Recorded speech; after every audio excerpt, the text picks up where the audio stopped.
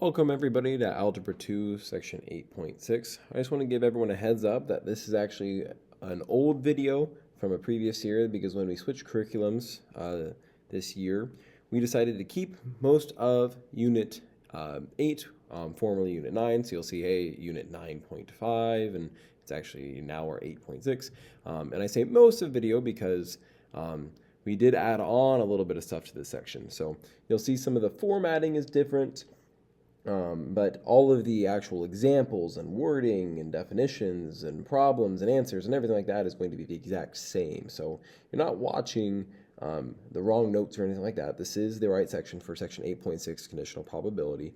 And then at the conclusion of what would have been the previous video, you'll see a slight add-on for some joint relative frequencies as well. So enjoy the notes. Welcome everybody to Algebra 2, Section 9.5, Conditional Probability. So conditional probability is defined as the probability that B, which is just an event, will occur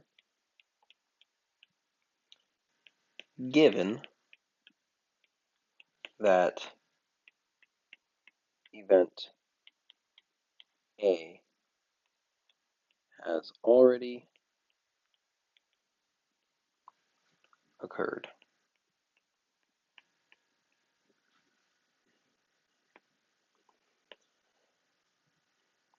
So we're saying something else has already happened. So what's the odds of this thing happening? So how we write it is like this. And that slash essentially represents the word given. So it's the probability of B given A already occurred, given A, if you will. And this is defined as mathematically being the probability that they both, the probability of them both appearing at the same time. So for example, the probability that you draw a red queen or something like that. Well, the card has to be both red and a queen, given the probability of that is just an, that's already red, excuse me. So in here, like A could be that it's a red card and B that it's a queen. So the probability that it's a red queen, so you have to have two red queens in a deck, so 2 would be on top here, given that it's already red, over like 26.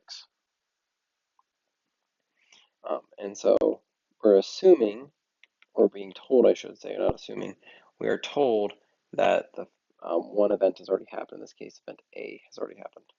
So we're going to use this two-way frequency table here to answer the question. How this table works, in case you're not familiar, is it's two-way, meaning there's two categories and two categories, so you can look at it from multiple directions here.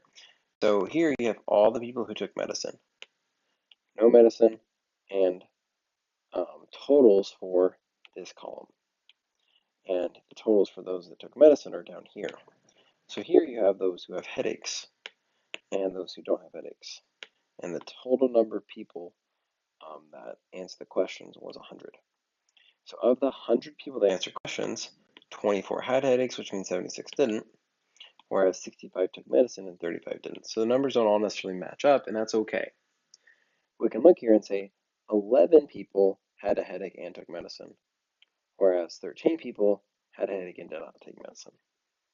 So people that had a headache were kind of split near 50-50 on whether or not they took medicine. Now, a lot of people who took medicine didn't have a headache, and some people that took medicine or that didn't have medicine didn't have a headache as well. So not anywhere close to 50-50. And you can draw all sorts of different conclusions from these. Now what we're going to do right now is say to the nearest, we're going to say event A is that a participant did not get a headache, and event B is that they took the medicine. So to the nearest percent, what's the probability that a participant who took the medicine did not get a headache? So we're already being told that a participant took the medicine. Okay, we're already given that to have occurred.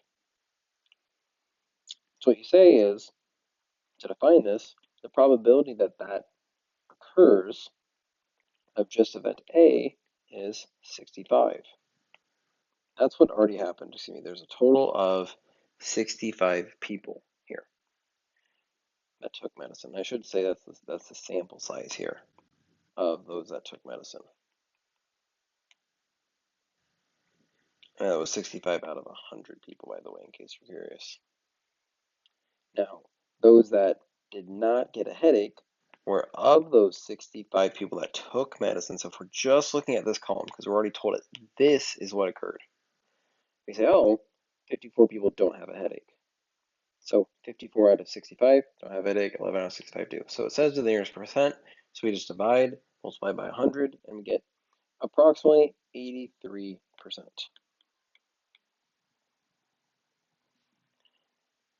Next one, I want you to try it. To the nearest percent, what's the probability that a participant did not get a headache, or a participant who did not get a headache took the medicine? So this time, we're given that a participant did not get a headache. So that is what it's given.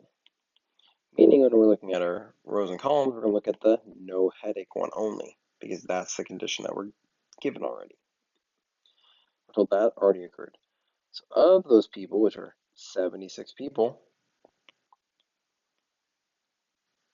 how many of them took the medicine?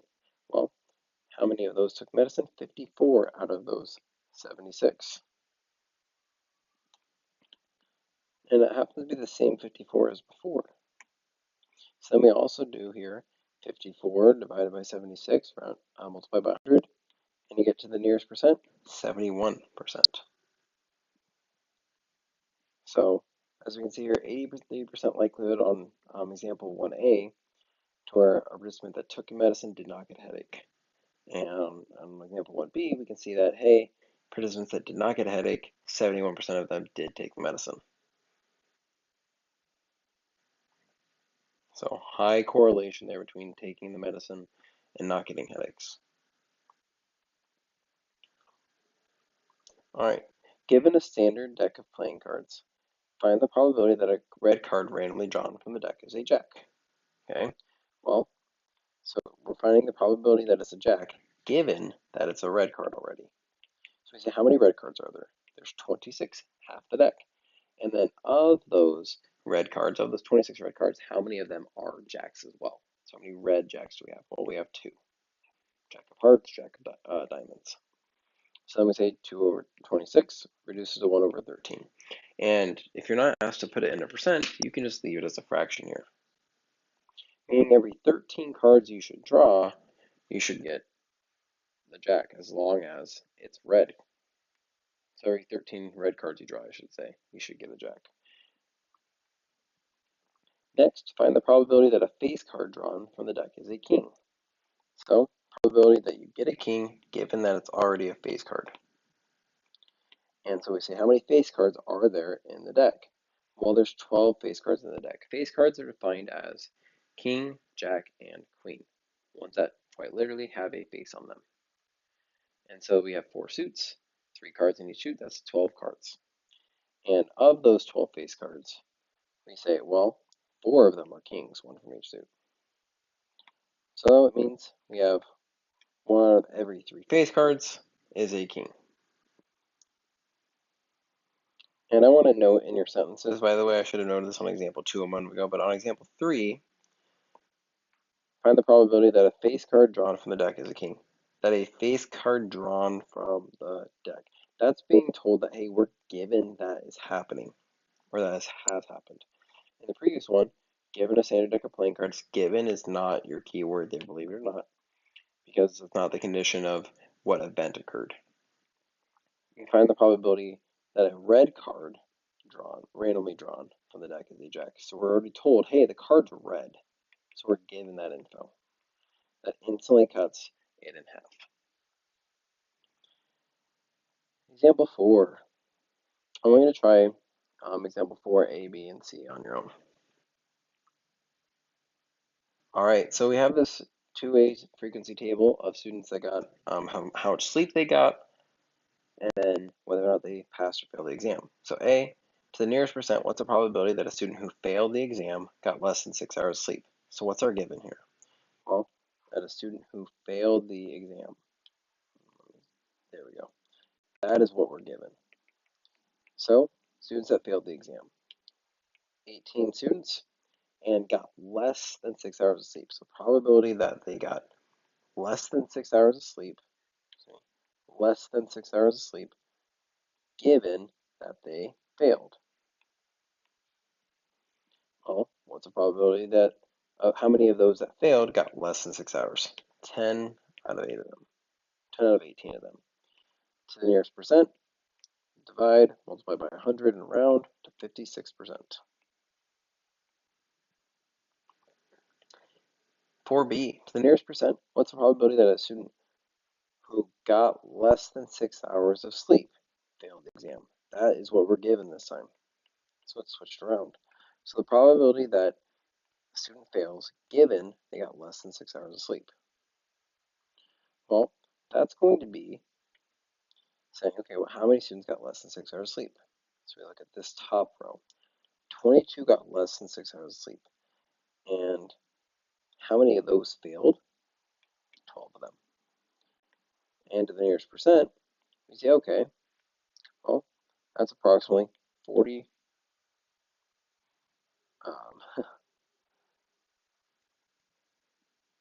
Oh, I should note, sorry, I said 12. That is 10 students. I was looking at the other one where we were saying students that got less than 6 hours of sleep passed the exam. So I was looking at this column instead of this column. My apologies on that. So it should have been 10 over 22. Hopefully you caught that. And that ends up being approximately 45%. So the majority of students who got less than 6 hours of sleep still passed, but 45 of them didn't. So quite a few. Whereas before we can see, hey, a slight majority of those who failed got less than 6 hours.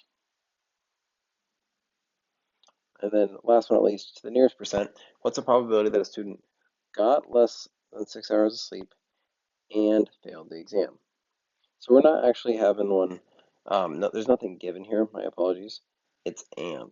So it's not given this, that a student that did this, that a student does both.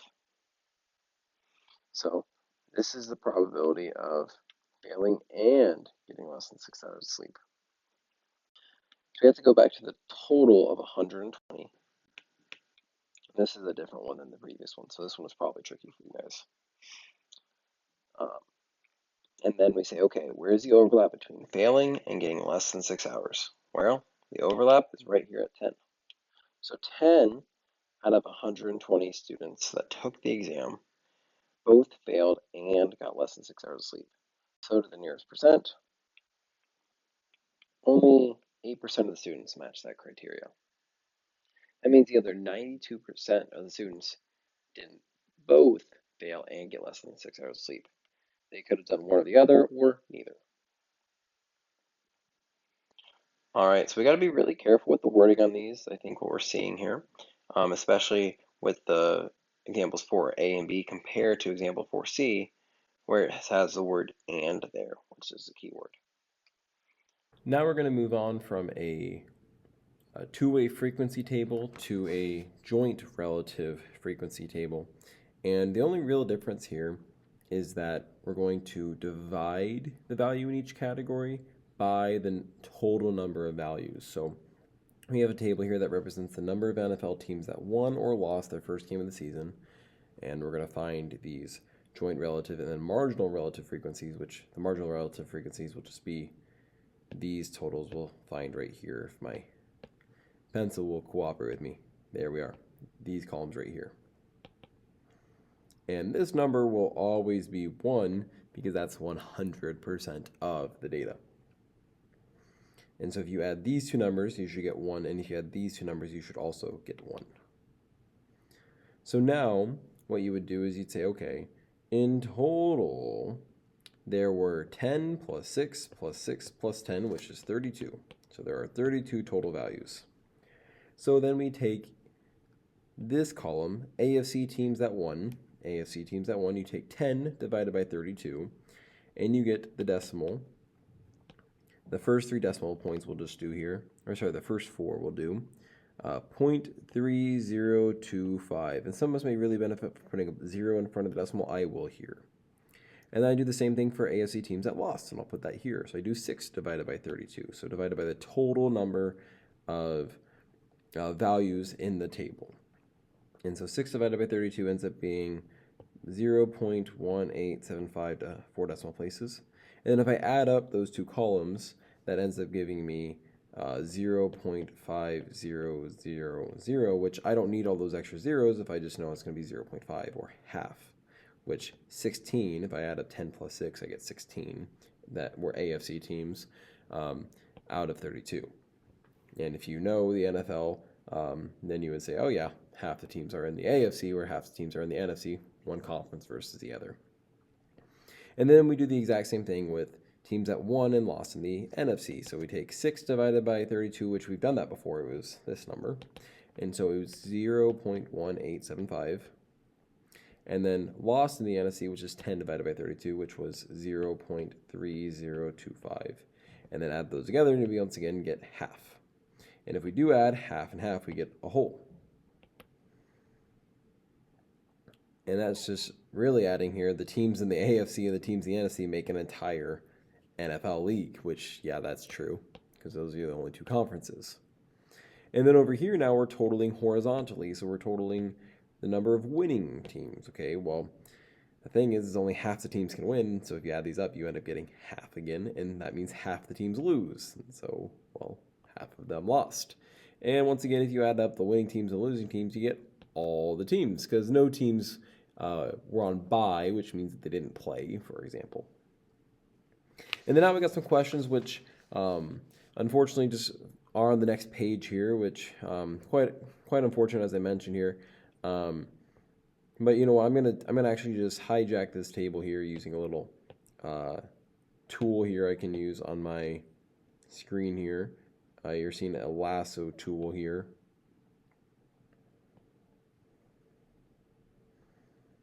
And so that's not quite what I meant to do with it. Let me try again, see if I can get it to do what I want.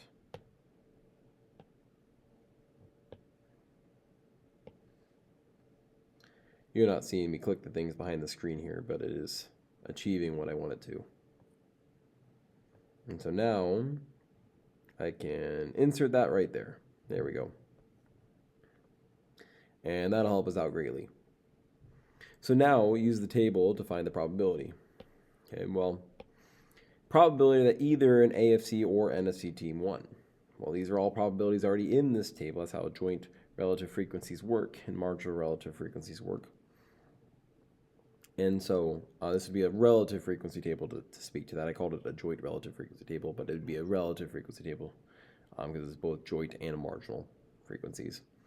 You won't need to know the names of these. But anyway, probability that either an AFC team or NFC team won, well, that would be the total number of winners, and that's half, so 0.5 or 50%. Now, realistically, I don't care which of those two ways you present your answer. You'll often, see me present it potentially both ways, right? Like I've shown on previous examples, sometimes present it one way, sometimes present it the other. We'll see. Either way is perfectly fine. The second one is probability that the team is in the NFC given that they won. So we first look at the winning column, narrow it down here, and then from there, given or saying, hey, what's the probability that they're an NFC team? And so this means the bottom of our fraction is 0.5 and the top of our fraction is 0.1875. So the value in this divided by the value in this. Hope I need to undo that circle, so I'll have to go back here. 0.1875 divided by 0.5.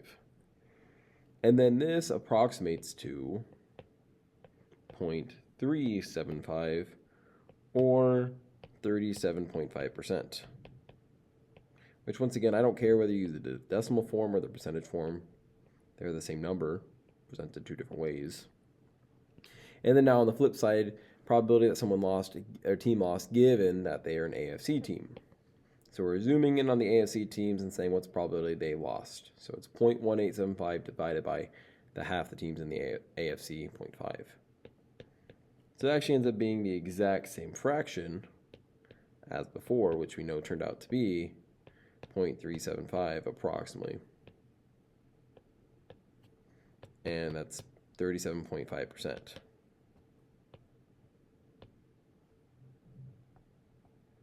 Oh, it turned me back to my lasso tool earlier and started selecting things. So now I guess some text is selected for some reason or another.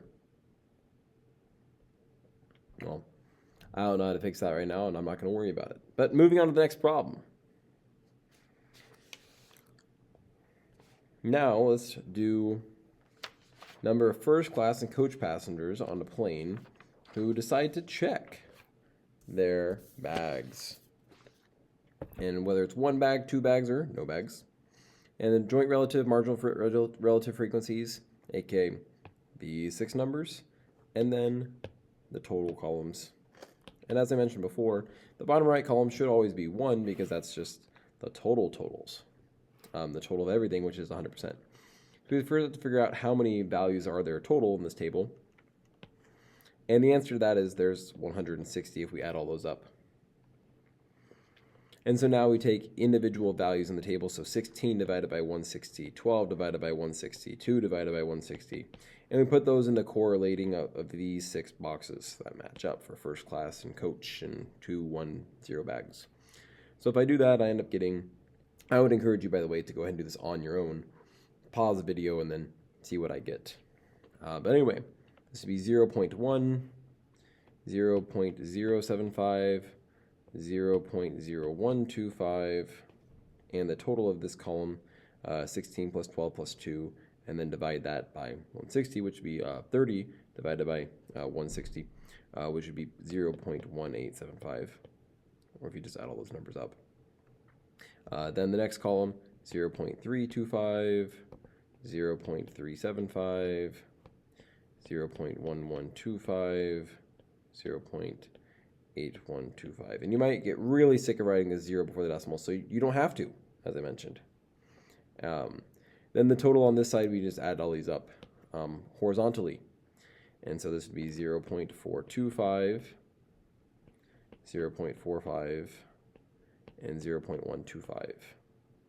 And once again, if you add the totals horizontally, you get 1. And if you add the totals vertically, you get 1 again.